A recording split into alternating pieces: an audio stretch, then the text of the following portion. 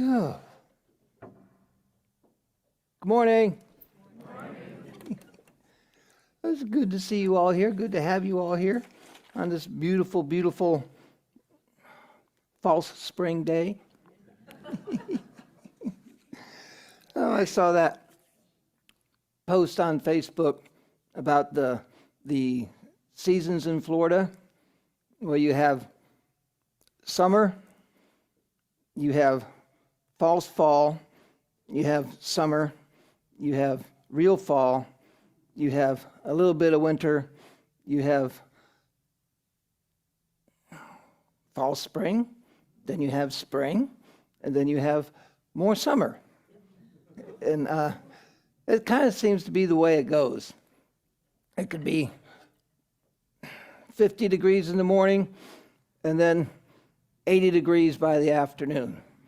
And I find it kind of frustrating when I go out in jeans, in a flannel shirt, and then hour and a half later, I need to change my clothes again.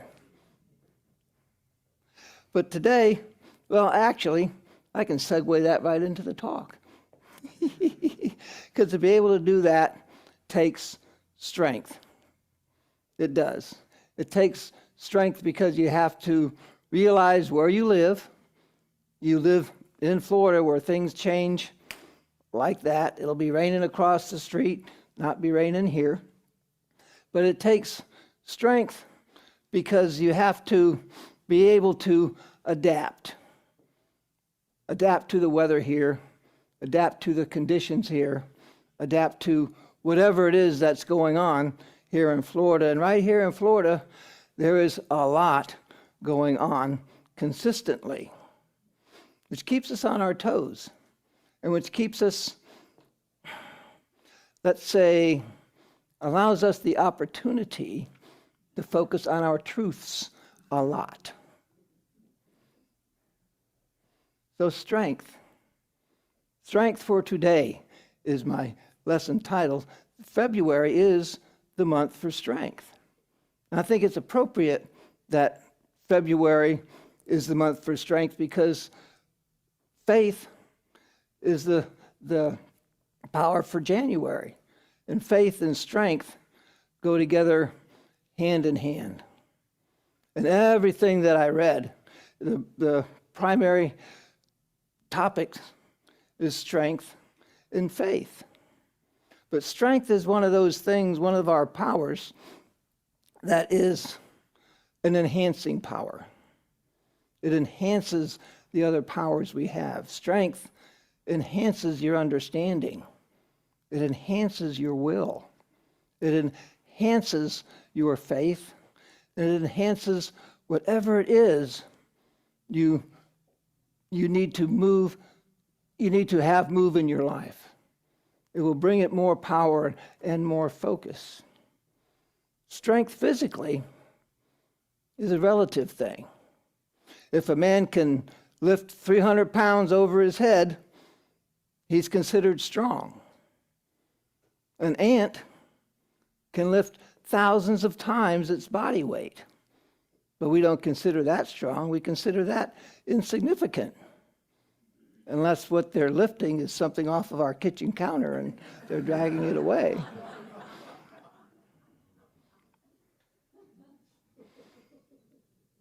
When we speak of strength and spirit, we speak of our ability to hold to our faith, to be true to our wisdom, to be true to our understanding, to be true to the idea of the goodness of God in all things.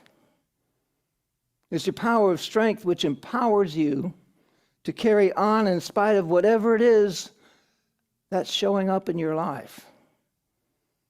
It's your power of strength which allows you to hold to your faith.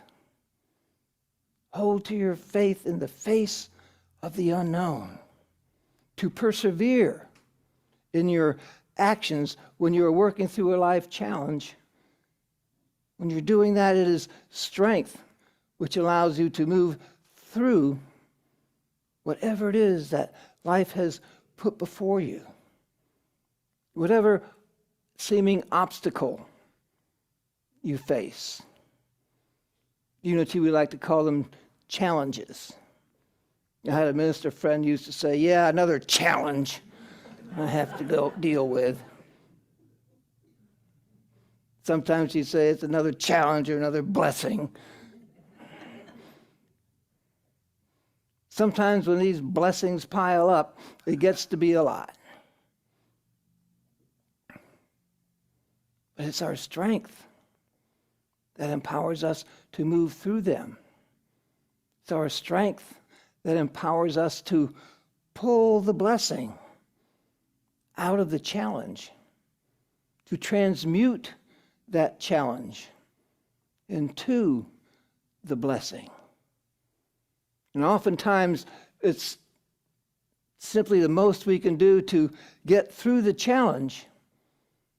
And it's in retrospect, it's in hindsight that we realize the blessing that it was, because it changed our life for the better. Charles Fillmore, in his book, Mysteries of Genesis, tells us, until man realizes that his strength is spiritual, and it cannot be, until man realizes his strength is spiritual, it cannot become abiding, unfailing, and enduring. If we think of strength simply as power, as something to use to muscle through something, we're not using strength as the abiding presence of spirit that it is. Because while spirit is power and spirit is powerful, there's a big difference between worldly power and spiritual power. Worldly power is about overcoming. We focus on overcoming whatever obstacle it is.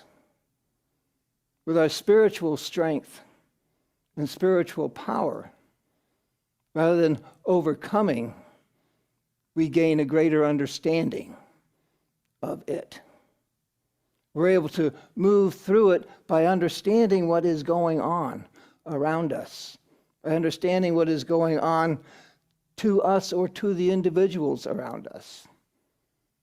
And in that understanding, we're able to invoke our compassion, invoke the truth of our being, and move through the challenges with grace. Not necessarily ease, but with grace. And move out into the new realm and the new reality that will be your new world. We've been talking about that the past few weeks, about how we're consistently creating a new world for us, because our world is created by our reality. And every one of these challenges that comes up, every time we move through one and gain a greater understanding, our reality, our world expands, because we have a greater understanding of our relationship with God and our relationship with the world. We're able to lay down many things that would bother us in the past. They still might not be we may not be all yippee skip about them, but we can acknowledge that they're there and still live our lives in a productive way and not get caught up in the tizzy of, oh my God, oh my God, oh my God, and start running off into the netherlands of worry and fret and fear. Strength. Your power of strength. We often think of strength as resistance. What does it take to resist this? Because I don't want this in my life. I'm going to resist it. It's an idea of force. With strength, it is often I'm a I may say, usually not that. Strength is usually not that. It's just the opposite. A couple of weeks ago, I spoke of faith as allowance. Faith as allowance, of how faith as allowance enables you to be humble, enables you to be teachable, open to the idea or ideas that there are more things in life than you can ever know. There are more things going on than you can understand. Faith empowers you to be in that space. Faith allows you to be in that space. Strength is that allowing. Your spiritual strength is that allowing. Think about it. It takes strength to allow something new into your life without condemning it, without being afraid of it. It takes strength to be able to stand in your faith, to be able to stand in your belief in the goodness of God and allow this thing to be. Because it's going to be, whether you like it or not. It's going to be. So you might as well allow it.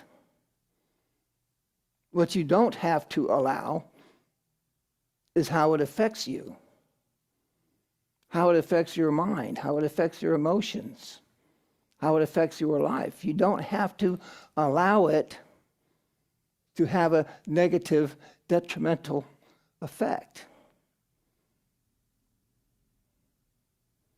That's why we're called students of truth. We're always learning. We're learning how to allow these things to be because they are, learning how to live with them. How to do everything we can in our own power to make whatever it is in the highest and best for ourselves and our world. We don't have to accept indignities because they are. We don't have to accept all these other things that are showing up recently that we thought weren't there. We don't have to accept these things that are showing up just because they are transient. We can know the truth, and that truth can set us free. We can say that, yes, they're saying this, that, and the other thing, and they're trying to make laws about this, that, and the other thing. However, I know better. However, the majority of the individuals in the world know better. Therefore, I'm holding the truth in my heart, and that truth, that energy, that light, and that love will transform and transmute all this weirdness that's going on into the next highest step for us as a nation and for as humanity. Remember, we're going through that transition space right now. A major transition in humanity. I've spoken of it before, and I will speak of it again. Because we are in this transition, and in this transition, everything that is not of spirit is going to come up to be looked at. And that's what's going on. It's coming up, and we have to look at it. You got no choice. We got social media, folks. You can't hide from it anymore. If you did, I know most of us here didn't really hide from it in the first place. But it's coming up to be healed. And it can't be healed unless you know it's there. And lordy, we know it's there now. So everyone I know is doing their best, what they can in their consciousness and their ability to heal that. Now we're going to learn in greater and greater degrees how to get that healing accomplished. And it will be accomplished. Your ability to allow is no small feat. It's something that's called non-resistance. Non-resistance is a spiritual thing. Now, non-resistance was one of the things in Unity teachings that got my goat, so to speak. I was used to resisting. Resist, and being in the Marine Corps, you didn't resist, you didn't retreat, you just attacked in a different direction. But I had to learn about non-resistance. But non-resistance is not giving a thing power over you. It's there. So if you resist it, you're giving it power to change your world. Change your world not for the better. It changes your world, it turns your world into a more negative place to live. So through non-resistance, you acknowledge it, but you don't buy into it. You know the truth. And that truth will set you free of angst and anxiety of worrying about it way too much. We're going to worry about it. We're going to be concerned about it. And as well we should.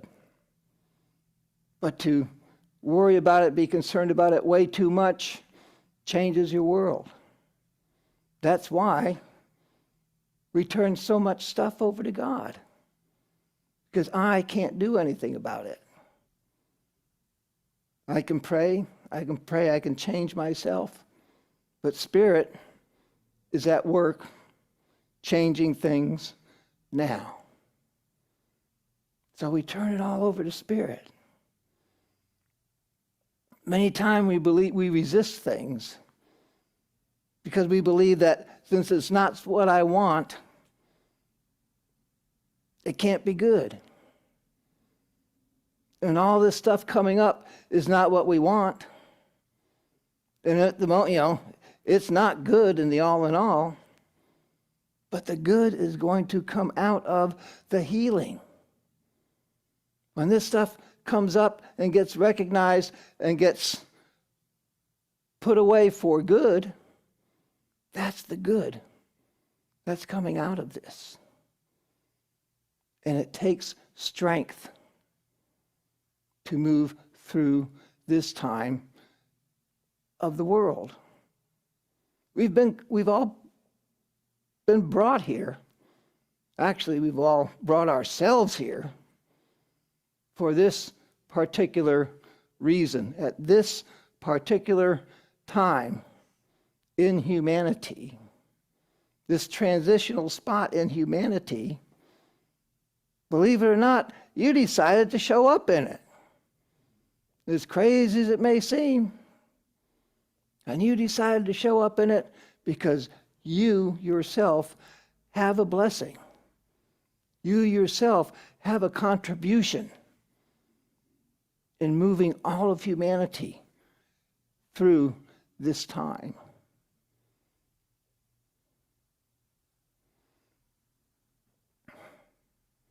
Matthew 5:38 and 39. Jesus, saying, you have heard it said, an eye for an eye and a tooth for a tooth. But I say to you, do not resist an evildoer. But if one strikes you on the right cheek, turn the other also. And if anyone wants to sue you and take your coat, give him your cloak as well. And if anyone forces you to go 1 mile, go the extra mile. Now, he's talking about things going on in his day, day-to-day things in life. We don't have those particular day-to-day things in life. When he says if someone forces you to go 1 mile, go the extra, if you were any plain old civilian walking down the road, a Roman soldier could come up to you, give you his armor, and you would have to carry it 1 mile. Or they'd just chop off your head or something. So he's saying if that happens, You don't need to be mad because it's happened. Show them what for. Go the extra mile. Take it too. Show your compassion. Show your love. Show the presence of God moving through you.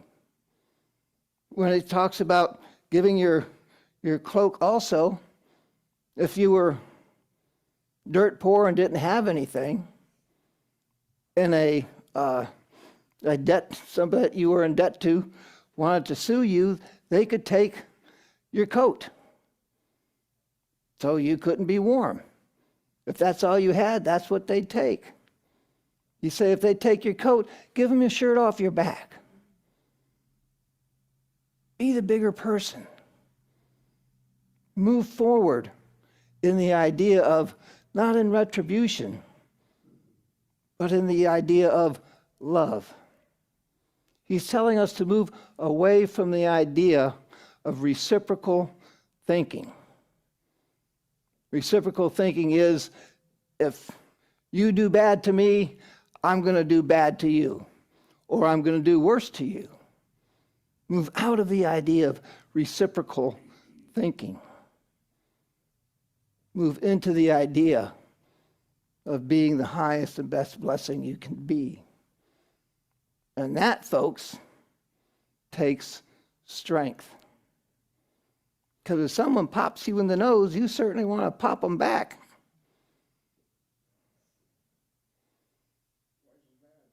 Yeah. Yeah, you do.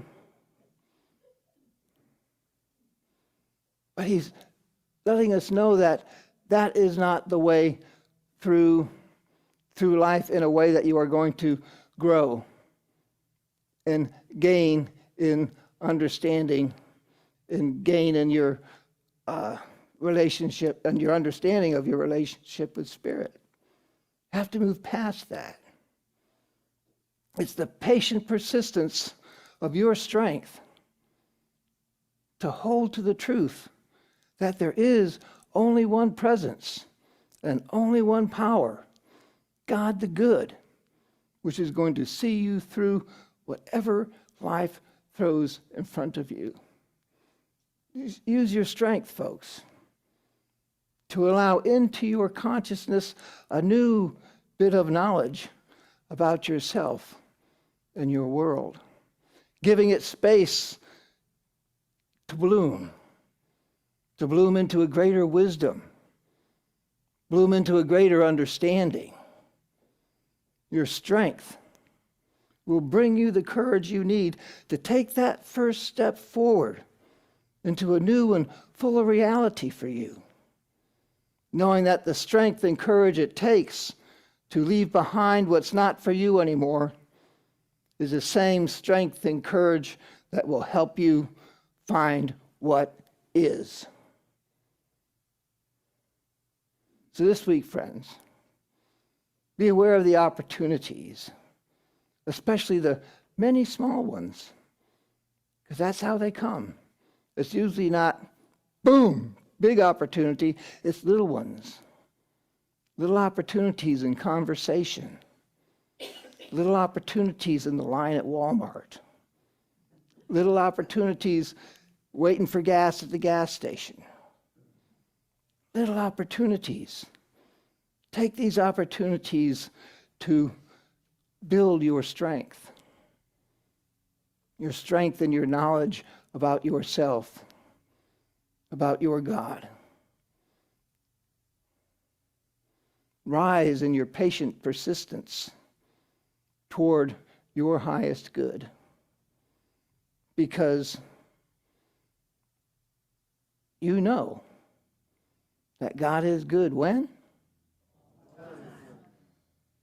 All the time, my friends. And that is the truth. God blesses you.